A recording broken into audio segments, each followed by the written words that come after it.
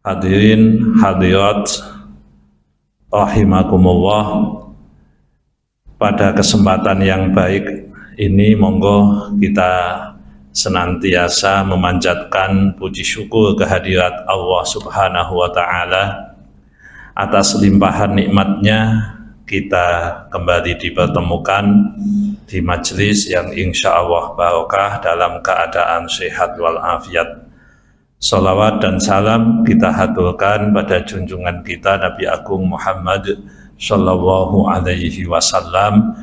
Semoga kita semua kelak di yaumil qiyamah berhak mendapatkan syafaatnya. Amin ya rabbal alamin. Bapak Ibu, pada kesempatan ini kita melanjutkan pembahasan kita surat Abasa mulai ayat 24. A'udzu billahi minasyaitonir rajim. Bismillahirrahmanirrahim. Falyanzuril insanu ila ta'amih. Anna sababnal ma'a sabba thumma shaqqaqnal arda shaqqa fa'ambatna fiha habba wa 'inaban wa qadba wa zaytunan wa nakhla wa hadaiqa ghulba wa fakihatan wa abba mata'an lakum wa li'an'amikum. Surat Abasa mulai ayat 24. Maka hendaklah manusia itu memperhatikan makanannya. Kamilah yang telah mencurahkan air melimpah dari langit. Kemudian kami belah bumi dengan sebaik-baiknya, lalu di sana kami tumbuhkan biji-bijian dan anggur dan sayur-sayuran dan zaitun dan pohon kurma dan kebun-kebun yang rindang dan buah-buahan serta rumputan, semua itu untuk kesenanganmu dan untuk hewan-hewan ternakmu. Surat Abasa mulai ayat 24 sampai 32. Bapak Ibu, beberapa ayat ini ayatnya lumayan panjang, tapi ini satu kesatuan nih. Jadi Bapak Ibu, di ayat yang kita baca ini Allah menyampaikan kepada kita yang pertama, setiap manusia hendaknya melihat ke makanannya, disuruh melihat makanan. Ini maknanya bisa banyak Bapak Ibu. Suatu saat, sebagaimana diriwayatkan oleh Imam Ahmad di dalam Musnad Ahmad, juga di hadis lain nih. Suatu saat Rasulullah menanyakan kepada salah satu orang namanya Ad-Dhahak. Nah, ketika menanyakan seperti itu, kemudian Rasulullah menyampaikan, ini apa yang kamu makan? Kata Rasulullah, ya Rasulullah, saya makan daging dan susu. Kemudian Rasulullah mengatakan, tsumma yasiru ila madza? Terus sudah kamu makan, nanti menjadi apa? Kemudian Ad-Dhahak mengatakan, menjadi seperti yang panjenengan ketahui. Lalu kemudian Rasulullah menyampaikan, sesungguhnya Allah memberikan perumpamaan dunia seperti perumpamaan makanan. Nah, jadi Bapak Ibu, dari penjelasan Imam Ahmad ini, yang pertama, makna falyanzuril insanu ila ta'amih, lihatlah makananmu, kita harus melihat ini sebagai sebuah kehidupan dunia. Jadi dalam kehidupan dunia ini, makanan itu enak. Apel itu enak, anggur itu manis, nasi itu mengenyangkan, kemudian minuman jus, susu, kopi itu menyenangkan. Nah, itulah dunia, Bapak Ibu. Dunia seperti itu. Rasulullah pernah menyampaikan, dunia itu hijau dan enak dipandang. Makanan juga sama. Nah, perumpamaannya, Bapak Ibu, ketika makanan ditanyakan oleh Rasulullah, kamu makan apa? Disebutkan yang enak-enak. Tapi kemudian keluarnya apa? Ya seperti itulah. Nah, kita itu berkaitan dengan dunia dalam pandangan para ulama memang begitu. Nah, ini perlu disosialisasikan pada kita. Karena kita itu kan hidup di alam di mana tingkat hedonismenya tinggi, materialistisnya tinggi. Terus kemudian meskipun orang pada anti kapitalis, tapi nyatanya dia sendiri kapitalis. Sehingga semuanya diukur dengan dunia, semuanya diukur dengan harta, semuanya diukur dengan kemewahan. Nah, padahal itu adalah salah satu bentuk sadar atau tidak sadar adalah mental kapitalisme yang ada pada dirinya. Nah, orang pada tidak nyadar. Maka mungkin ayat ini bisa memberikan sebuah titik kejut pada diri kita. Fal yang duil insan, menungso, kalian semua, lihatlah bagaimana makananmu itu.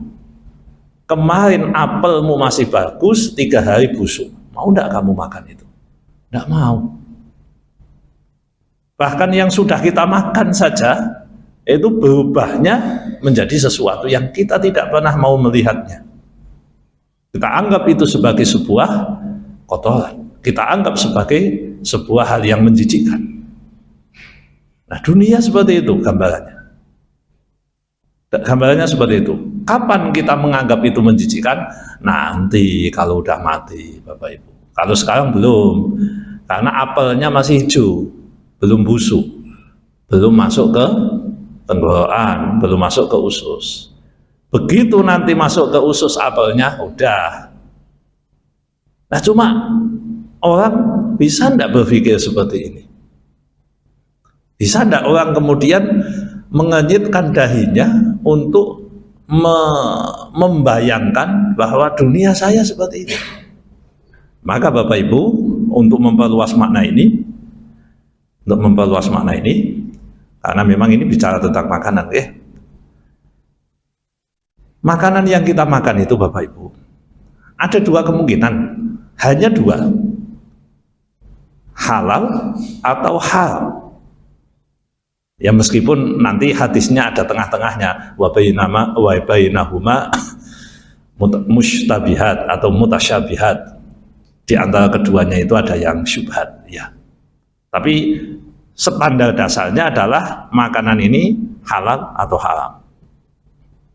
Yang kita makan tiap hari itu kalau diakumulasi banyak sekali, Bapak Ibu. Dan sungguh orang ini akan menderita nantinya ketika yang dimakan adalah sesuatu yang haram. Sesuatu yang haram itu kalau kita gambarkan sebagai efek dari makanan, beracun dalam jangka panjang.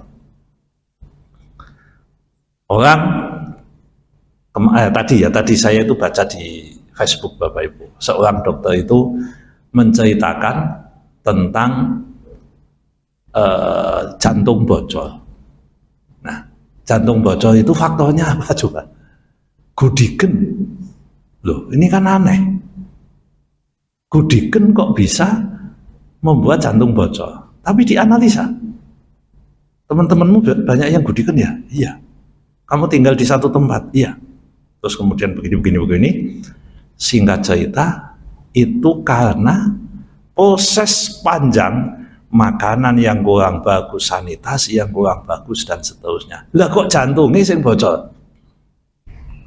Ya setahu kita penyakit kulit kan di sini. Tapi kok jantungnya yang bocor? Nah, diketahui jantung bocor penyebabnya apa? Kan sesudah proses panjang. sesudah proses panjang. Nah, dokter bisa menganalisa, hati-hati nggih Bapak Ibu makan ini. Kemarin mungkin kita sedang dikagetkan ketika di RSCM banyak anak-anak kecil yang cuci darah nggih. Pertanyaannya sederhana, ada yang cuci darah karena makan apa? Makan fried chicken tiap hari. Juga gambarkan betapa lemak jenuhnya, lemak transnya begitu tinggi, penggorengan yang berulang. Loh, itu kan nikmat Bapak Ibu. Enggak, saya hanya ingin mengajak kita membandingkan Bapak Ibu, betapa seorang dokter bisa menganalisa iki makanan itu enak, tapi dalam jangka panjang tidak baik. Oke, itu duniawinya Bapak Ibu. Sekarang kita ikut, ya, kita menjadi analis, tapi konteksnya beda. Yang kita makan tiap hari, apakah higienis dalam konteks syariat? Ya, kalau kita bicara higienis dalam konteks dunia medis, ya tentu mungkin tidak mengandung ini dan seterusnya, pestisidanya udah dibuang, terus kemudian ya macam-macam lah, itu urusan mereka. Dan itu ilmu yang bagus untuk kita jadikan sebuah penajaman bagi analisa kita. Nah, ketika kita itu makanannya tak jelas Bapak Ibu, Allah mengingatkan, menungso, lihat apa makananmu itu apa. Ya jangan sekedar nutrisi kan. Kita melihatnya dari sini tentu tidak sekedar nutrisi. Sumbernya dari mana? Halal apa tidak? Kalau kita perluas sedikit lagi Bapak Ibu, berarti kalau ada harta yang tidak halal kan jangan dimakan.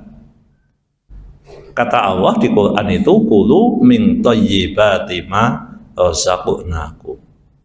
Makanlah dari rezeki yang halal yang telah aku berikan kepadamu. Berarti kalau ada yang tidak halal kan jangan dimakan. Nah, pertanyaan sederhananya, mampu enggak kita melakukan itu?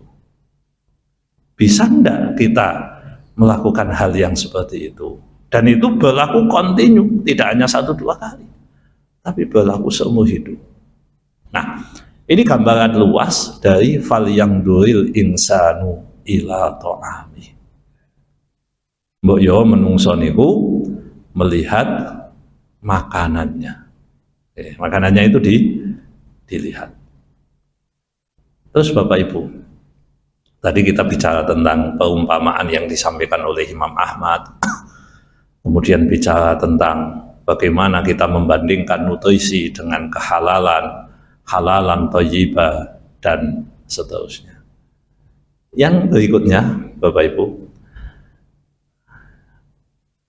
kalau ini dawuhnya seorang tokoh ya, ini ada di kitab, namanya kitab Nasoihul Ibad. Nah di kitab Nasoihul Ibad, bab nomor 5, makalah nomor 11, nah, itu disampaikan, saya lupa ya namanya, Ibnu Mu'ad, siapa, Yahya bin Mu'ad atau siapa namanya. Beliau mengatakan begini. Nah ini makanan juga, ini kok saya tiba-tiba ingat tadi, saya tiba-tiba ingat itu. Jadi yang disampaikan di kitab Nasoihul Ibad bab nomor 5 makalah nomor 12 itu membahas tentang makan. Jadi di situ disebut siapa yang makannya banyak, dagingnya banyak. Oh, ya kalau itu sih kita tidak usah pakai ulama yang mengatakan, ya kita bisa. Walaupun tidak semua yang kecil makannya dikit, tapi hampir dipastikan sing gede makannya akeh. Nah ini banyak makan, banyak daging. Terus kemudian banyak daging itu banyak syahwat. Nah, ini analisanya kok bisa begitu ya? Berarti banyak daging, banyak syahwat. Jadi wong sing sering kenyang itu syahwatnya, probability-nya meningkat. Kalau ini saya setuju, karena ada dawuh Nabi bagi anak-anak muda. Nabi pernah mengatakan, ya ma'syarus syabab, wahai sekalian pemuda, man istata'a minkumul ba'ah, siapa yang mampu menikah, falyatazawwaj, maka menikahlah. Nah, ketika Rasulullah menganjurkan yang mampu nikah untuk nikah, bagaimana dengan yang tidak mampu? Masih muda, pasangan belum ada, oke, terus kemudian finansial belum cukup, terus gimana ini? Kata Nabi, fa'alaihi, silahkan dia puasa, silahkan dia puasa. Kata Nabi, puasa itu bisa menjaga kemaluan dan menjaga pandangan. Oh, jadi ini ada korelasi. Kalau yang disampaikan di makalah nomor 12 tadi di kitab Nasihatul Ibad, ini bisa terkorelasi. Oh iya. Nah ini sekali lagi makanan, unsurnya makanan. Kalau syahwatnya besar, Bapak Ibu, syahwatnya banyak, syahwatnya gede, maka orang ini cenderung berdosa. Nah, kalau orang ini punya kecenderungan berdosa, maka lama-kelamaan hatinya akan mati. Nah, kalau hatinya mati, maka yang terjadi, kata kitab Nasihatul Ibad itu, yang terjadi dia akan seneng banget terhadap kenikmatan dunia. Nah, ini urusan makan. Jadi rentetannya banyak. Falyanzuril insanu ila ta'ami. Ya, manusia, lihatlah makanan Anda. Oke, kita lanjut Bapak Ibu. Anna sababnal ma'a sabba. Sesungguhnya Allah, ini membahas tentang makanan, ya. Sesungguhnya Allah telah mencurahkan air melimpah dari langit. Nah, ini bicara tentang makanan dalam perspektif yang lain lagi, ya. Allah mencurahkan air dari langit. Sobba itu maknanya ndrojok, ya. Jadi nek cara wong Jawa niku nek udan deres terus gembrojok niku mulane ana grojogan sewu umpamane itu air yang volumenya tinggi. Itu namanya sobba. Sobba niku Jawane ngesok. Kalau ini dicurahkan. Nah, Allah itu mencurahkan air melimpah dari langit, digerojok. Saya jadi ingat kalau masalah melimpah ini. Dulu itu Bapak Ibu, Rasulullah kalau mendoakan orang nikah, kalau mendoakan orang nikah ini, beliau mengatakan, barakallahu laka wa baraka alaika wa jama'a bainakuma fi khair. Nah, ini ada yang mau nikah ya Mas ya? Masuk boleh? Ehsan. Ah, ya. Saya dapat info. Ya. Jadi doanya barakallahu laka wa baraka alaika wa jama'a bainakuma fi khair. Itu doa standar. Kalau Nabi mendoakan manten ya begitu. Tapi ada doa satu yang unik. Ini pernah didoakan Rasulullah hanya untuk satu orang. Namanya tidak tahu. Ya, perempuan istri Julaibib. Dungane niku kaya ngeten iki, nganggo ngesok badane. Allahumma sabbahal khaira sabba wala taj'al aisyaha kadang kata. Ini doa memang tidak usum, tidak begitu umum. Kita itu kan kalau mendoakan orang nikah kan sing wong Jawa ya muga-muga sakinah, mawaddah, warahmah, rukun, bahagia, sentosa, sampai kakek nenek segera diberikan momongan, kan begitu. Ya itu dulu sudah ada. Aqil bin Abi Thalib itu pernah didongake model ngoten. Kalau bahasa dulu bentuknya biwafahi wal banin. Semoga kamu bahagia dan cepat mendapatkan momongan anak laki-laki. Tapi Aqil menolak didongake begitu, beliau minta barokah sajalah. Kalau mendoakan ya kita diakumulasi aja nih. Kalau mendoakan orang ya Jawa Diono, Indonesia Niono, Bau Yono, mungkin macam-macamnya adalah. Nah ini band lengkap, ya band lengkap. Nah salah satu yang didoakan itu Allahumma sobbahal khaira sobbah. Ya Allah curahkanlah kebaikan untuk dia dengan curahan yang banyak. Ini kan kalau di sini tadi sobab nalma asobba. Kalau sana sobbahal khaira sobba. Kalau jenengan ngaji ilmu nahwu Bapak Ibu, kalau kata itu kok diakhiri dengan masdar, masdar itu ya masdar.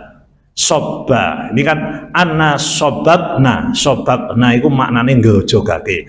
Sobabna itu maknanya mencurahkan itu kan bisa maknawi bisa hakiki. Mencurahkan ono bendane bisa tidak ada bendanya. Kami mencurahkan air sobba, berarti curahannya itu benar-benar curahan yang banyak, zahir. Itu kalau kita menggunakan penguatan dalam bentuk masdar. Menawa jenengan ketemu ayat yang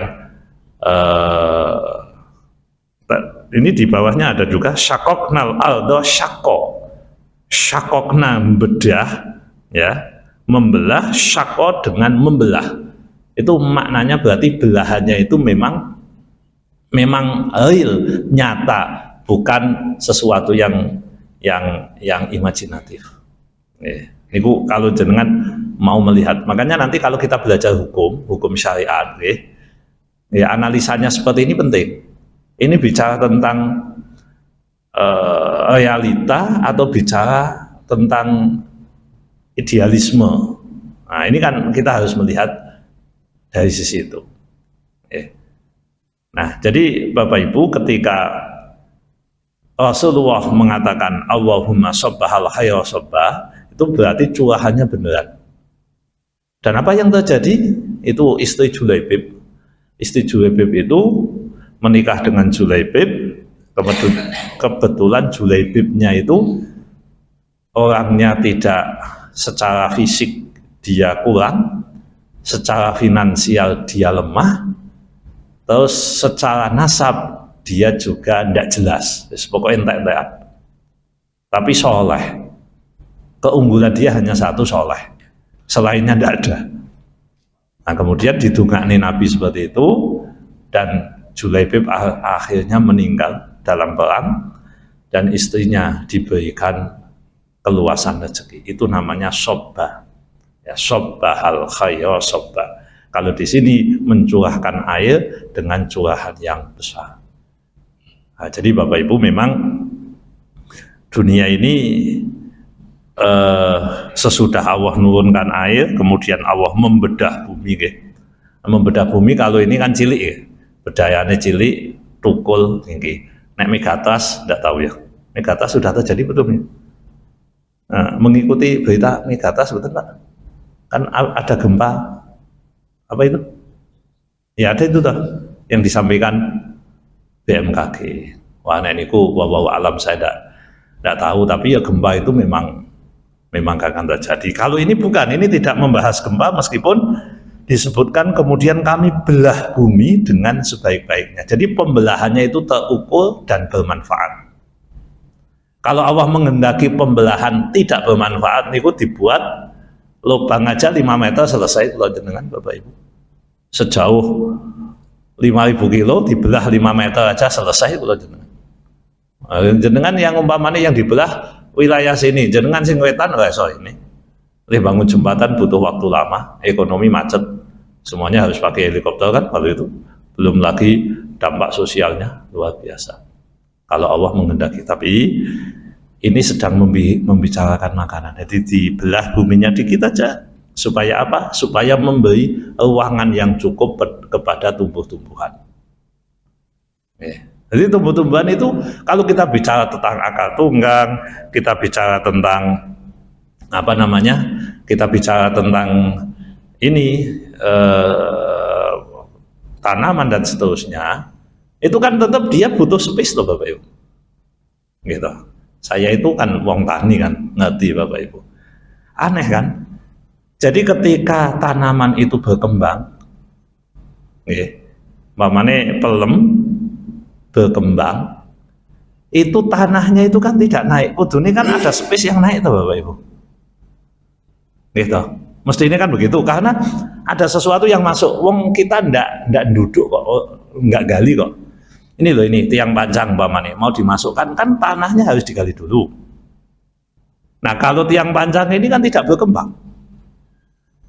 Nah kalau pohon tujuh ke sementen, nanti 5 tahun lagi dia kan bisa segini.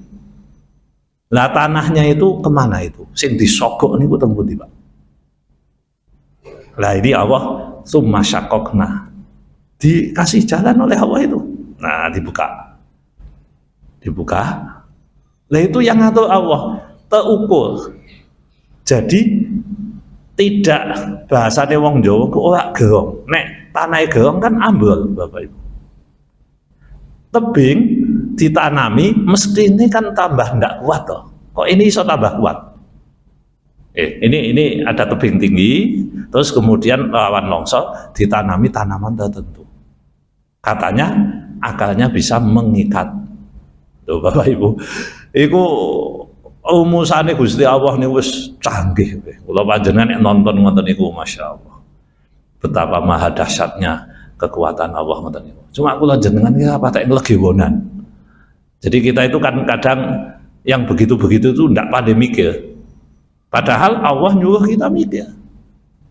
Wa ilal jibali kaifa nusibat wa ilal ardi kaifa sutihat fadzakir. Nah, kon mikir.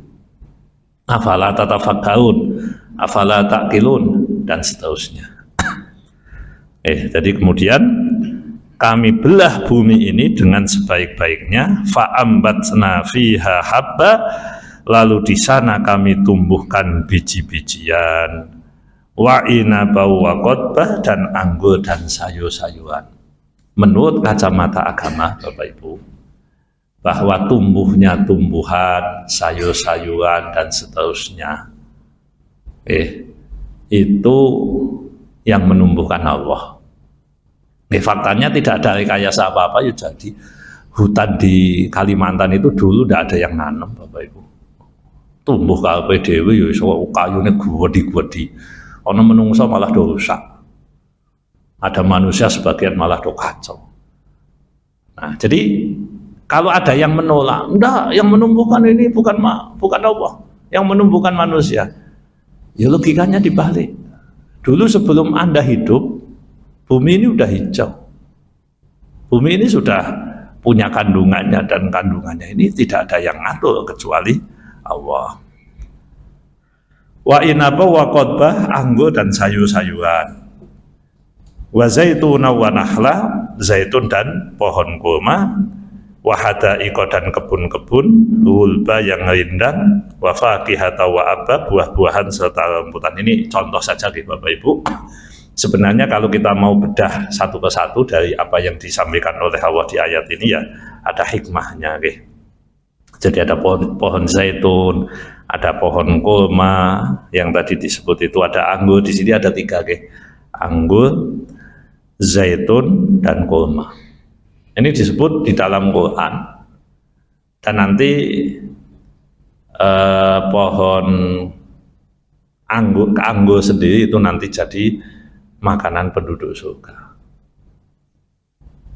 Nah, berkaitan dengan penyebutan-penyebutan ini tidak random Bapak Ibu. Ini sengaja loh ya. Jadi Allah tidak random, tidak nyelemong niku mboten. Tapi memang disebut untuk menjadi pembelajaran bagi manusia. Ada apa kok disebut? Kok yang lain tidak? Kelopo, Lombok kok disebut? Kenapa ini yang disebut? Nah tentu ini ada manfaat tersendiri. Tapi yang jelas Bapak Ibu, kalau ada buah, ada apa yang disebut oleh Allah dalam Quran dan konotasi ini positif, yakinlah itu pasti mengandung sesuatu yang positif. Tapi kalau disebut di dalam Quran seperti zakum yang konotasi ini negatif, yakinlah bahwa itu akan tidak baik untuk manusia. Maka apa yang disebut di sini ya mungkin bisa menjadi ya, makanan pokok, bisa menjadi dawa, obat, bisa menjadi yang lain. Ini makanan-makanan yang disebut, tapi kita tidak akan membedah itu secara lebih panjang Bapak Ibu. Kita langsung ke terakhir ayat 32. Mata'allakum, semua tadi adalah untuk kesenanganmu. Nah, jadi Bapak Ibu, kita boleh kok menikmati apa yang diberikan oleh Allah. Orang mendapat sesuatu itu salah satunya karena niat. Nah Bapak Ibu, monggo jenengan penggalih. Jenengan itu kalau makan itu niat dulu enggak sih? Nah, gitu. Oh saya niat Pak, apa? Allahumma barik lana fima razaqtana wa qina adzabannar. Itu doa Pak, bukan niat. Yang kita tanyakan itu niat. Loh, emang makan ada niatnya? Ya kita masuk pada dawuhnya Nabi, innamal a'malu bin niyat, sesungguhnya perbuatan itu tergantung pada niat-niatnya. Nah, salah satu niat Bapak Ibu, ini bisa ini, ayat 32 ini bisa kita jadikan niat. Kata Allah, makan anggur, makan kurma, buah-buahan, dan seterusnya yang tersebut tadi, itu dijadikan untuk kesenangan. Ya Allah, aku akan menikmati ini sebagai rezeki darimu. Membuktikan ayat 32. Berpahala jenengan mangan enak tapi berpahala. Enak tuh niki. Jadi ibadah yang enak itu makan enak tapi berpahala. Niatnya apa? Mata'allakum, merealisasikan dawuh Gusti Allah. Allah mengatakan semua itu mata'allakum, sebagai kesenangan bagi kalian. Dapat itu pahalanya. Dan niat bisa banyak Bapak Ibu, tergantung kemampuan kita dalam menganalisa. Ya saya kasih contoh untuk makan ya. Yang lain juga nanti bisa. Kita makan, ya Allah, saya niat makan untuk kekuatan melaksanakan ibadah. Nawaitul akla littaqawi alal ibadah. Anda dapat pahalanya. Ketika panjenengan dikasih orang, disuguhi, lalu panjenengan makan, tujuannya, niatnya adalah untuk menyenangkan yang memberikan, itu namanya idkhalus surur fi qalbil mu'min, nyenengake wong. Terus kemudian ketika kita makan, niatnya supaya kita pandai bersyukur kepada Allah. Ya Allah, saya makan niatnya supaya bisa bersyukur, saya bisa mengucapkan alhamdulillah dengan lebih menjiwai. Nah, begitu itu nanti dapat pahalanya banyak Bapak Ibu kalau kita ingin. Nah, jadi Allah mendesain itu semua untuk menjadi kenikmatan bagi manusia dan juga bagi hewan-hewan ternak yang ada. Hewan ternak nikmati, engko yo dinikmati menungso. Oke, Bapak Ibu, saya kira itu yang bisa saya sampaikan. Surat Abasa mulai ayat 24 sampai 32, semoga manfaat, kurang lebihnya mohon maaf. Monggo kita lanjutkan dengan doa. Bismillahirrahmanirrahim. Allahumma shalli wa sallim wa barik ala sayyidina Muhammad wa ala ali sayyidina Muhammad. Alhamdulillahi rabbil alamin. Allahumma ighfir lana dzunubana wa liwalidina warhamhum kama rabbawna shighara. Allahumma a'inna ala dzikrika wa syukrika wa husni ibadatik.